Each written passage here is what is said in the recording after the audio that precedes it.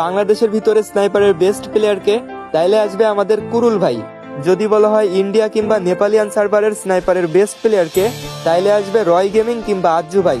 কিন্তু কখনো যদি বলা হয় পুরো বিশ্বের ভিতরে স্নাইপারের বেস্ট প্লেয়ারকে, তাইলে কে আসবে জানো? আমি জানি তোমরা অনেকেই বুঝতে পারছো আমি কার কথা বলতে চাচ্ছি।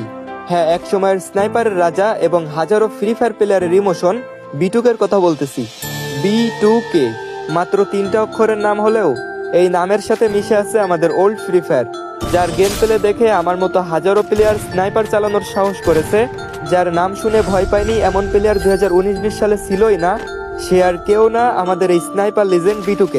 গাইস, তোমরা কি জানো পুরো ফ্রি ফায়ারের ইতিহাসে B2K একমাত্র যে কখনো কারোর সাথে ভার্সেস করতে একটুও ভয় পায়নি। বিপরীত সাইডে যতই হ্যাকার লেভেলের প্লেয়ার থাকুক না কেন, B2K তাদের সাথে ভার্সেস করতো এবং সেই ম্যাচটা জিতেও যেত।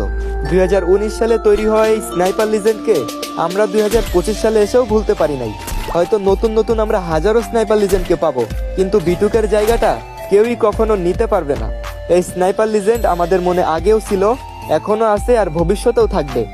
যাই হোক গাইজ, তোমরা এখনো আমার মতো এই স্নাইপার লিজেন্ডকে মিস করো কিনা কমেন্টে জানিয়ে যেও।